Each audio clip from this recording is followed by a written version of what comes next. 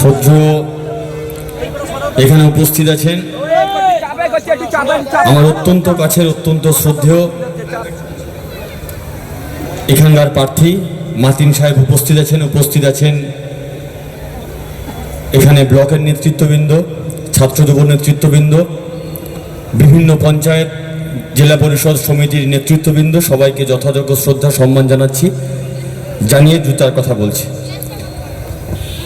আপনারা অনেকক্ষণ ধরেই অপেক্ষা করছেন, তার জন্য আমি ক্ষমা প্রার্থী। এমনি আমার গলাটা অবস্থা খুব খারাপ, গলাটা ভেঙে গেছে, কন্টিনিউ প্রোগ্রাম চলছে, কিন্তু আমার যা গলার অবস্থা, লোকে বলছে তোমার গলা গার্গিল করলে, গরম জল খেলে, একটু লাল চা খেলে তোমার গলা ঠিক হয়ে যাবে। কিন্তু এই পশ্চিমবঙ্গের মাটিতে প্রথম দফা নির্বাচনের পরে বিজেপির যেভাবে কোমর ভেঙেছে, আর এইখানে আইএসএফ এর যেভাবে কোমর ভেঙেছে, ও কোমর আর সহজে উঠে দাঁড়াতে পারবে না। আমি মাতিন সাহেবের বক্তব্য আমি যখন সিপিএমে ছিলাম তখনও আমি শুনতাম, এবং আমি মনোমুগ্ধ হয়ে শুনতাম। এখন দেখছি মাতিন সাহেবকে নিয়ে আইএসএফ এর খুব গায়ে জ্বালা। হুজুর কেন তৃণমূলে গেল, কেন মাতিন সাহেব তৃণমূলে গেল, কেন মাতিন সাহেব রাজনীতিতে এলো? আরে তোমরা যারা আইএসএফ এর নাম দিয়ে জান্নাতের টিকিট বিক্রি করছিলে, মাতিন সাহেব বলেছে ওটা জান্নাতের টিকিট নয়। কোরআন শরীফের প্রথম শব্দ ইকরা, যিনি নিজের জীবন, নিজের সমস্ত কিছু, নিজের জ্ঞান একটা জাতি, একটা কওমের ইকরার জন্য, শিক্ষার জন্য, জ্ঞানের জন্য সঁপে দিয়েছে। তিনি তো আসল বাংলার মানুষকে, তিনি তো আসল কওমের জন্য পথ দেখাচ্ছে। তোমাদের মতো ভাঁওতাবাজি করে জান্নাতের টিকিট বিক্রি করে না, তোমাদের মতো করে 2 নম্বরই টাকা ইনকাম করে না। আমি ব্যক্তি ক্যান্ডিডেটের নামে কিছু বলবো না, আমি শুধু আপনাদের সঙ্গে বিনয়ের সঙ্গে অনুরোধ করব, এখানে আইএসএফ এর সিম্বল কি? খাম। তো খাম খোলা না বন্ধ? বন্ধ আছে। তো খাম বন্ধ কখন হয়? যখন বন্ধ খামের মধ্যে মাল থাকে। ওদের জিজ্ঞেস করুন ওই বন্ধ খামে কার টাকা আছে। আমরা তো একটা ধরা ঝুলি থেকে বেড়াল বেরোয় গেছে। আমরা তখন বলেছিলাম এই পশ্চিমবঙ্গের মাটিতে বিজেপি আসছে। মাতিন সাহেবকে রাজনীতি করার কোনো ইচ্ছা ছিল না, প্রতিকুর রহমানেরও সিপিএম ছেড়ে তৃণমূলের আসার ইচ্ছে ছিল না। আমরা এসছি কেন? গোটা ভারতবর্ষের মাটিতে বিজেপি নামক অসভ্য বর্বর শক্তি যেভাবে শুধুমাত্র মুসলিম নয়, হিন্দু, মুসলমান, দলিত, আদিবাসী, নারী, দেশের সংবিধান, দেশের আদালত, আইন, তার উপরে যেভাবে নৃশংস আক্রমণ করছে, তাতে আমাদের মনে হচ্ছে এই বিজেপিকে আটকানো দরকার। কিন্তু পশ্চিমবঙ্গের মাটিতে আমরা এটুকু ভরসা ছিল যে বাংলার মাটিতে বিজেপি আসতে পারবে না, সেই কারণে আমাদের মাতিন সাহেবদের রাজনীতিতে আসার দরকার ছিল না। কিন্তু যখন রাতের অন্ধকারে ওই হুমায়ুন কবিরের মতো কিছু গাদ্দার দালাল, যারা রাতের অন্ধকারে পয়সা নিয়ে সেটিং করে বিজেপিকে বাংলার মাটিতে যখন জায়গা করে দিতে চায়, তখন মাতিন সাহেব, প্রতিকুর রহমানদের বিজেপির বিরুদ্ধে রুখে দাঁড়াতে হয়। তোমরা যারা ব্যক্তি আক্রমণ করছো, আমি তো মাতিন সাহেবের বহু বক্তব্য শুনেছি, আমার কোথাও একদিনের জন্য মনে হয়নি যে উনি কোনো দলের বিরুদ্ধে, উনি কোনো ব্যক্তির বিরুদ্ধে কথা বলছেন। তাহলে তোমাদের গায়ে এত লাগছে কেন? আসলে পড়ল কথা সবার মাঝে, যার কথা তার গায়ে লাগে। পশ্চিমবঙ্গের মাটিতে এই লড়াই, এই নির্বাচন একটা গুরুত্বপূর্ণ নির্বাচন। এই নির্বাচন আগামী দিনে বাংলার মাটিতে আমরা কথা বলতে পারবো কিনা, এই নির্বাচন আগামী দিনে বাংলার মাটিতে আমরা নিঃশ্বাস নিতে পারবো কিনা, এই নির্বাচন আগামী দিনে বাংলার মাটিতে ভ্রাতৃত্ববোধের আবদ্ধ হয়ে হিন্দু, মুসলমান, খ্রিস্টান, শিখ, জৈন আমরা সবাই মিলেমিশে থাকতে পারবো কিনা, এই নির্বাচন তার নির্বাচন। তাই এই নির্বাচনে আমাদেরকে লড়তে হবে, আর সেই লড়াই করবার জন্য আজকের আমরা এখানে উপস্থিত হয়েছি। বিশ্বাস করুন, শিয়াল আছে তো, এদিকে শিয়াল ডাকে তো, শিয়ালের ডাক শুনেছেন তো? রাতের শিয়াল কখন আসে? দিনের বেলা ডাকে, রাতের অন্ধকারে শিয়াল ডাকে। শিয়াল কিন্তু একসঙ্গে ডাকে না, প্রথমে একটা ধাড়ি শিয়াল হুক্কা হুয়া বলে, তারপরে এই জঙ্গল থেকে লাফ মেরে হুক্কা হুয়া, ও জঙ্গল থেকে লাফ মেরে হুক্কা হুয়া, পুকুর পাড় থেকে হুক্কা হুয়া, বাঁশবাগান থেকে হুক্কা হুয়া। পশ্চিমবঙ্গের মাটিতে দিল্লি থেকে একটা ধেড়ে শিয়াল হুক্কা হুয়া বলতে বলতে এসছে। বলেছে মমতাকে সরাতে হবে, অভিষেককে সরাতে হবে, তৃণমূলকে হটাতে হবে, না হলে বাংলার মাটিতে হিন্দু মুসলমানে বিভাজন করা যাচ্ছে না।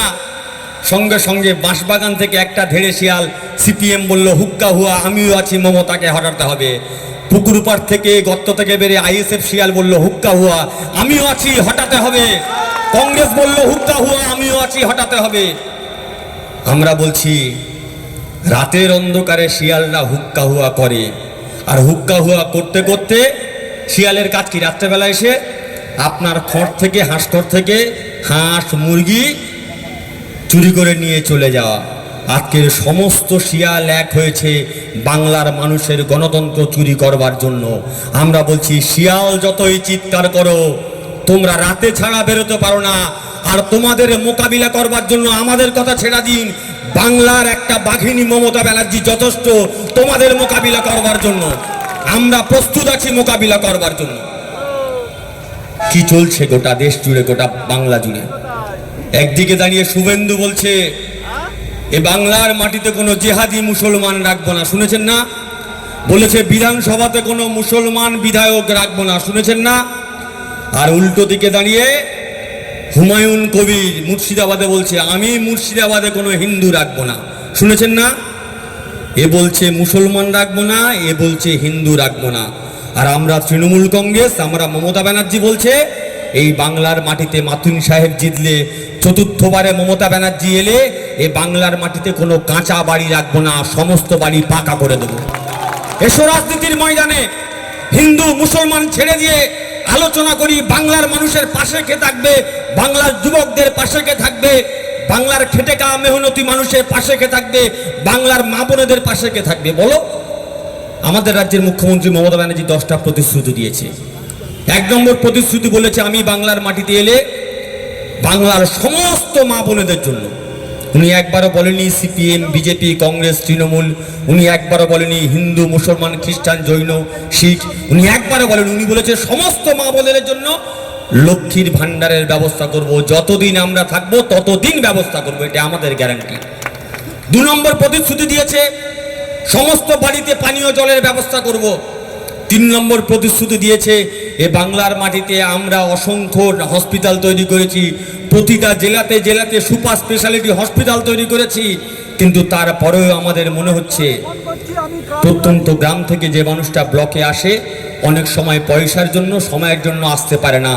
আমাদের সরকার দুয়ারে সরকারের ব্যবস্থা করেছিল, দুয়ারে রেশনের ব্যবস্থা করেছে, এইবারে সরকারে এলে দুয়ারে ডাক্তারের ব্যবস্থা করব। মানুষকে আর ডাক্তারের কাছে আসতে হবে না, ডাক্তারকে মানুষের কাছে অঞ্চলে অঞ্চলে নিয়ে যাব। এটি আমাদের প্রতিশ্রুতি। বলো তোমাদের কি প্রতিশ্রুতি? না না, উন্নয়ন নিয়ে আলোচনা করা যাবে না। ওরা ভালো করে জানে উন্নয়ন নিয়ে আলোচনা করা মানে, পশ্চিমবঙ্গের উন্নতি নিয়ে আলোচনা করা মানে মমতা ব্যানার্জি স্নেহের পরশ, তৃণমূল কংগ্রেসের কর্মীদের স্নেহের পরশ, এমএলএ এমপি জেলা পরিষদ পঞ্চায়েত সদস্যদের স্নেহের পরশ প্রতিটা বুথে বুথে আছে। আমাদের কৃতিত্ব কি? অনেকে জিজ্ঞেস করে যে ভাই তোমরা তৃণমূল করো, তোমাদের কৃতিত্ব কি? আমরা বলছি আমরা তৃণমূল করি, আমাদের কৃতিত্ব যদি দেখতে চাও ফেসবুক খুলে দেখো, যে ছেলেটা দিন রাত 24 ঘন্টা মমতা ব্যানার্জিকে গালমন্দ করে, যে লোকটা দিন রাত 24 ঘন্টা মাতিন সাহেবকে ব্যক্তি আক্রমণ করে, যে লোকটা দিন রাত 24 ঘন্টা অভিষেক ব্যানার্জি মমতা ব্যানার্জির বিরুদ্ধে গালাগাল না দিলে যাদের পেটের ভাত হজম হয় না, সেই মানুষটা গালাগাল দেওয়ার পরে যখন দরজা খোলে তার বাড়ির সামনে ঝাঁ চকচকে ঢালাই ফেলা রাস্তাটা আমরা করে দিয়েছি। এটি আমাদের কৃতিত্ব। আমাদের কৃতিত্ব বাংলার মাটিতে হিন্দু মুসলমান আমরা করতে দিইনি। যোগী আদিত্যনাথ আসছে বাংলার মাটিতে, বলছে বুলডোজার রাজ চলেগা, मेरा यूपी में देखिए यहाँ पे मस्जिद से चिल्ला मिल्ली नहीं होता, मैंने आजाনের কথা বলছে। मेरा यूपी में देखिए बुलडोजर राज चलता है, अगर बंगाल में बीजेपी आएगा तो बुलडोजर राज चलेगा। আমি ওই রাস্তা দিয়ে আসছিলাম, দেখলাম যে রাস্তার পাশে বুলডোজার দাঁড়িয়ে আছে, বাংলার বুলডোজার। আমরা জিজ্ঞেস করলাম যে ভাই বুলডোজারটা কেন দাঁড়িয়ে আছে? বললো রাস্তার কাজ হচ্ছে, কিছু রাস্তা খারাপ হয়ে গেছে, রাস্তা মেরামতি করতে এসেছি। যোগী আদিত্যনাথের বুলডোজার, নরেন্দ্র মোদীদের বুলডোজার মানুষের বাড়ি ভাঙতে আসে, মসজিদ মন্দির ভাঙতে আসে, আর মমতা ব্যানার্জির বুলডোজার মানুষের বাড়ির সামনে রাস্তা তৈরি করতে আসে। এটাই ওদের সঙ্গে আমাদের পার্থক্য। ওদের বুলডোজার মানুষের বাড়ি ভাঙে, আমাদের বুলডোজার মানুষের বাড়ি তৈরি করে। ওরা ভাঙার রাজনীতি করে, আমরা গড়ার রাজনীতি করি।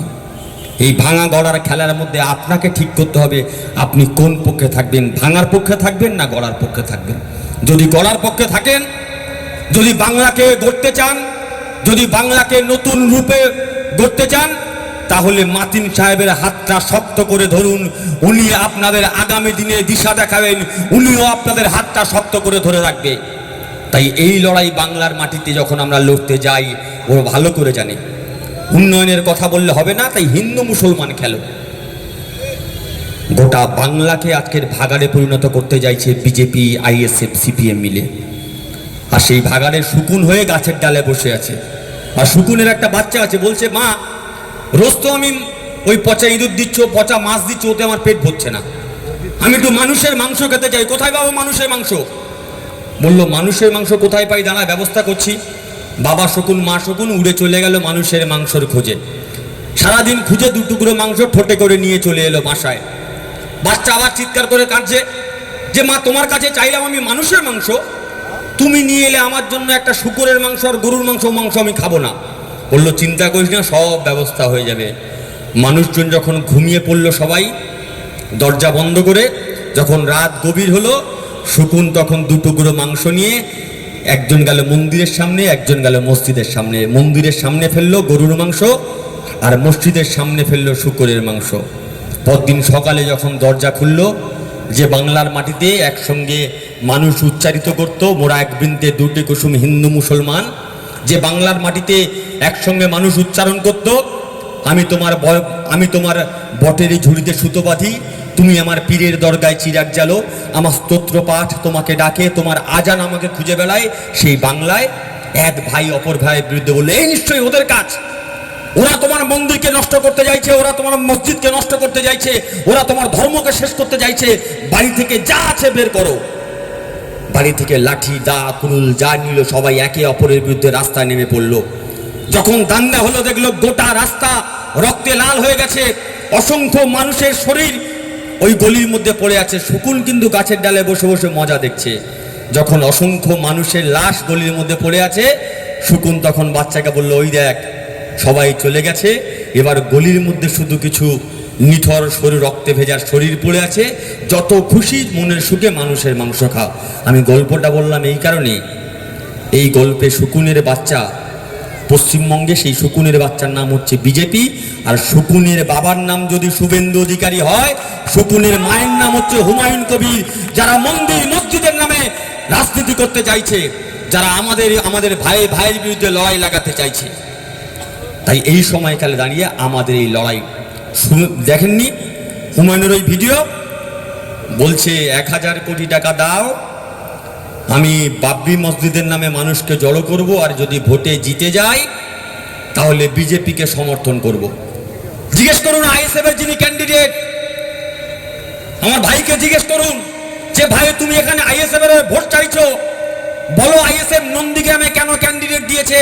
সিপিএম এর সঙ্গে তো তোমাদের জোট হয়েছিল, বামফ্রন্টের সঙ্গে তো তোমাদের জোট হয়েছে, হঠাৎ জোট ভেঙে নন্দীগ্রামের মতো জায়গায় তোমাকে প্রার্থী দিতে হলো কেন? ওখানে তো শুভেন্দু অধিকারী মাত্র 1956 ভোটে জিতেছিল। আসলে আইএসএফও চায়, সিপিএমও চায় ভোট কাটাকাটি করে শুভেন্দুকে জেতাতে, ভোট কাটাকাটি করে বিজেপিকে জেতাতে। তাই এলাকার মানুষের কাছে অনুরোধ করব, ভোট কাটাকাটি করবেন না। যদি আজকের আপনি ভোট কাটাকাটি করেন, কালকের আপনার সন্তানের শরীরকে ওরা কাটাকুটি করবে। যদি আজকের ভোট কাটাকাটি করেন, কালকের আপনার সন্তানের ভবিষ্যৎকে কাটাকুটি করবে। তাই এই লড়াই বাংলার মাটিতে আমাদের আগামী প্রজন্ম মাথা উঁচু করে বাঁচবে কিনা তার লড়াই। ওরা প্রতিদিন দেশের সিলেবাসকে বদলে দিতে চাইছে, ওরা প্রতিদিন ইতিহাস ভূগোল বিজ্ঞানকে বদলে দিতে চাইছে। আমাদের অক্সিজেন দেয় কে? অক্সিজেন দেয় গাছ, আমরা সবাই পড়ে এসেছি। ওরা বলে না না, গাছ আমাদের অক্সিজেন দেয় না, গরু আমাদের অক্সিজেন দেয়। আমরা সবাই জানি তাজমহল তৈরি করেছিল সম্রাট শাহজাহান, ওরা বলে না না, ওটা আসলে তেজামহল, সম্রাট শাহজাহান তাজমহল তৈরি করেনি। আমরা সবাই জানি কুতুবুদ্দিন আইবক কুতুব মিনার তৈরি করেছিল। ওরা বলে না না, ওটা আসলে কুতুবুদ্দিন আইবক কুতুব মিনার তৈরি করেনি, ওটা আসলে বিষ্ণু স্তম্ভ। আমরা সবাই জানি রক্তচাপ বেড়ে গেলে ওষুধ খেতে হয়। ওরা বলে না না, রক্তচাপ বেড়ে গেলে অ্যান্টি ক্লকওয়াইজে তুমি গরুর গায়ে হাত বোলাবে, তোমার রক্তচাপ কমে যাবে।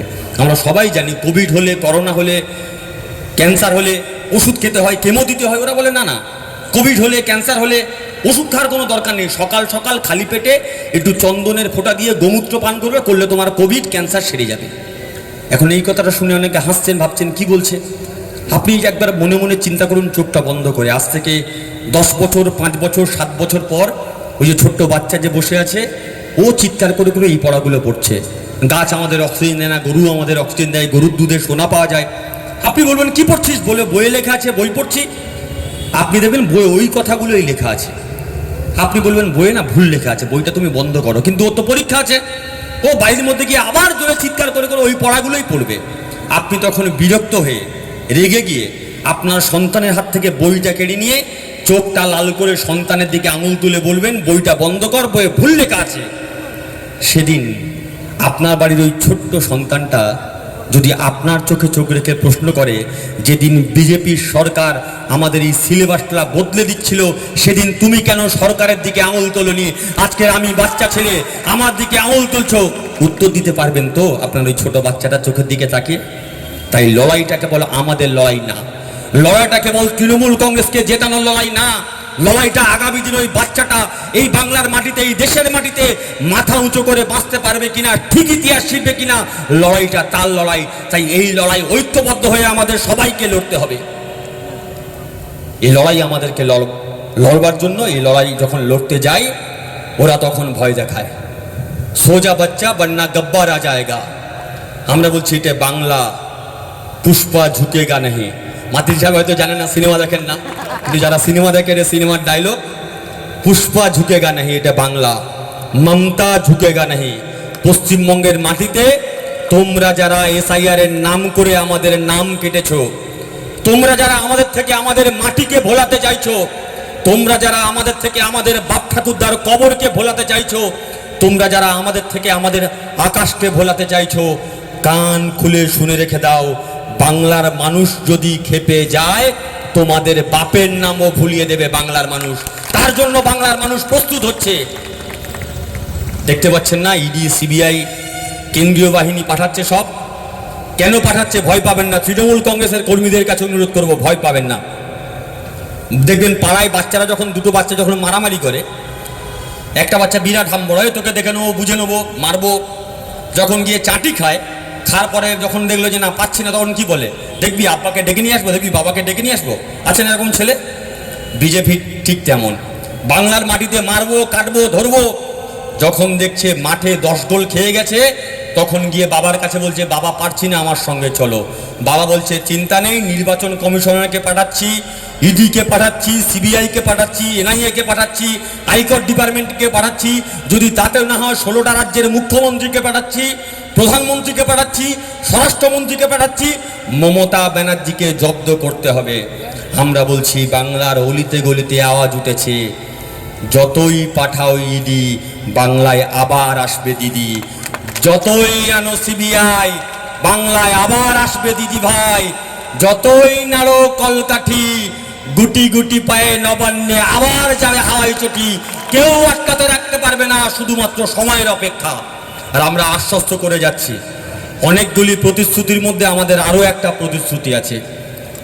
যাদের নাম কেটে বাদ দিয়েছে বিজেপি বালারা, সিপিএম আইএসএফ যাদের নাম ঢোকাতে পারেনি, এটি গ্যারান্টি দিয়ে যাচ্ছি মাতিন সাহেবের সামনে। অভিষেক ব্যানার্জি গ্যারান্টি দিয়েছে 4 তারিখে 4ঠা মে রেজাল্ট বেরোবে, তার 1 মাস পরে 4ঠা জুন যাদের নাম কেটে বাদ গেছে সবার নাম আমরা ঢোকাবো, এটা গ্যারান্টি আমরা দিয়ে যাচ্ছি। কেউ চিন্তা করবেন না, ঘাবড়াবেন না। যারা ভারতীয় কারুর নাম বাদ যাবে না, ওরা যতই চেষ্টা করুক না কেন। ওরা মিডিয়া দিয়ে, দেখতে পাচ্ছেন মিডিয়াতে এখন বলছে, তলায় আমাকে অনেক সাংবাদিক জিজ্ঞেস করে যে ভাই রেজাল্ট কি বুঝছো? মিডিয়াতে দেখি রোজ বিজেপি বিজেপি ভাব আছে। আমি বলি আমার সঙ্গে 10 দিন পশ্চিমবঙ্গ ঘুরুন। আমি নির্বাচনের যখন ডিক্লেয়ার হয়েছে তখন থেকে ডায়মন্ড হারবার থেকে গাড়ি ছেড়ে সেদিকে ডালখোলা থেকে শুরু করে গোটা পশ্চিমবঙ্গের সমস্ত প্রান্ত বোধহয় ধুলো আমার গাড়ির চাকার টায়ার তলায় লেগে আছে। তলায় কোথাও বিজেপি নেই, টর্চ মেরে মেরে খুঁজতে হচ্ছে। মার্কেটে বিজেপি নেই। এই ছোট 1 টাকার কয়েন দেখেছেন না? দেখেছেন তো? ছোট 1 টাকার কয়েন পকেটে আছে, কিন্তু দোকানদার যখন দেবেন দোকানদার বলে না না এইটা 1 টাকার কয়েন চলবে না। বিজেপির অবস্থা হয়েছে সেরকম। কেন্দ্রে সরকারে আছে, কিন্তু বাংলার মানুষ বলে ছোট 1 টাকা এখানে চলবে না, এখানে তোমাদের কোনো ঠাঁই নেই। তলায় কোনো বিজেপি নেই, উপরে উপরে মিডিয়া একটু হাওয়া দিয়ে একটু গ্যাস বেলুনের মতো ফোলানোর চেষ্টা করছে। আমরা বলছি বাড়িতে যখন বলি হয় পুজোর সময় আমরা দেখতে দেখলাম ঠাকুরমশাই ছাগলকে ভালো করে আদর করে, একটু খেতে দেয়, একটু স্নান করিয়ে দেয়, মাথায় একটু গঙ্গা জল ছেটা দেয়, কপালে একটা তিলক লাগায়, একটু তেল দেয়, সিঁদুর লাগায়, মাথায় একটা জবা ফুলের মালা দেয়।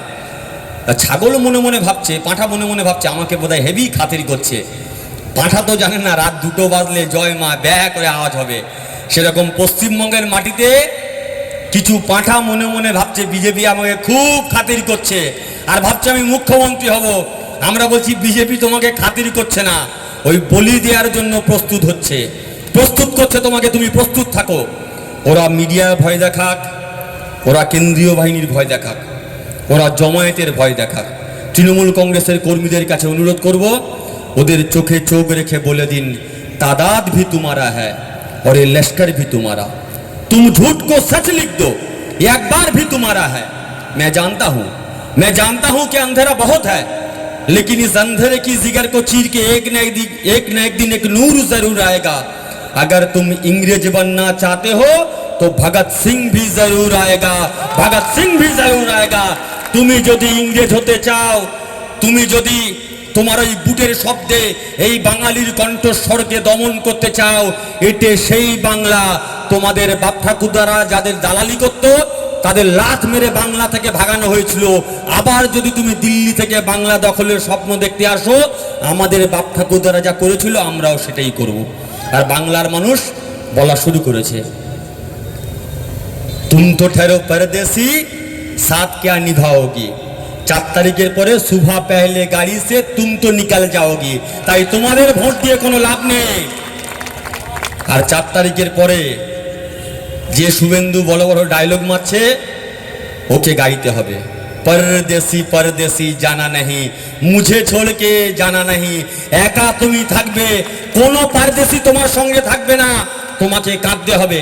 তাই আমি এলাকার মানুষের কাছে অনুরোধ করব, আসুন এই লড়াইয়ে, বাংলা বাঁচানোর লড়াই, আমাদের সন্তানের ভবিষ্যৎ বাঁচানোর লড়াই, নতুন করে বাংলার উন্নয়নের প্রশ্নে, নতুন করে বাংলাকে গঠন করবার প্রশ্নে দল মত নির্বিশেষে, ধর্ম রাজনীতি নির্বিশেষে আসুন একসঙ্গে কাঁধে কাঁধ মিলিয়ে ভোট ভাগাভাগি না করে বিজেপি, আইএসএফ, সিপিএম, কংগ্রেস, হুমায়ুনের যৌথ আঁতাতকে ধ্বংস করে নতুন করে বাংলার মাটিতে আবার ঘাস ফুল ফোটাই। আর দেখতে পাচ্ছেন না, সারাদিন যখন 4টে থেকে শুরু হয়েছিল প্রচণ্ড রোদ ছিল না, প্রচণ্ড গরম হচ্ছিল না, এখন একটু হালকা হাওয়া দিচ্ছে, তৃণমূলের পতাকা পথ করে উঠছে। এই হাওয়া কিন্তু কানে কানে বলে দিচ্ছে ঠান্ডা ঠান্ডা কুলকুল মুছে যাবে পদ্ম ফুল, এই পদ্ম ফুল আর বাংলার মাটিতে থাকবে না।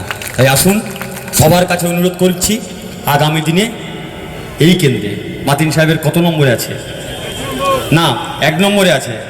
মাশাআল্লাহ, প্রকৃতিও সিগন্যাল দিয়েছে 1 নম্বরে ইভিএম এ নাম আছে, 1 নম্বরে মানে 1 নম্বরে আছে, মানে 1 নম্বরই হচ্ছে। 1 নম্বর বোতাম টিপে আমাদের সবার শ্রদ্ধেয় বাংলার অসংখ্য মানুষের দিশারি, বাংলার অসংখ্য মানুষকে যিনি পথ দেখান, সেই মানুষটা, এটা আপনাদের জন্য গর্বের দিন, আপনাদের জন্য গর্ব হওয়া উচিত যখন তৃণমূল কংগ্রেস এই কেন্দ্রে মাতিন সাহেবের নাম ঘোষণা করেছে, যিনি গোটা দেশের পথ দেখান, যিনি গোটা বাংলার পথ দেখান, তিনি আবার নতুন দায়িত্ব নিয়ে আপনাদেরকে পথ দেখাবেন। আপনারাও ওনাকে এনার দুহাত তুলে সমর্থন দিয়ে পাশে থাকবেন, এই আহ্বান জানিয়ে সবাইকে আবারও যথাযোগ্য শ্রদ্ধা, সম্মান, সালাম জানিয়ে আমি আমার কথা শেষ করলাম। জয় বাংলা, জয় বাংলা, জয় বাংলা। যতই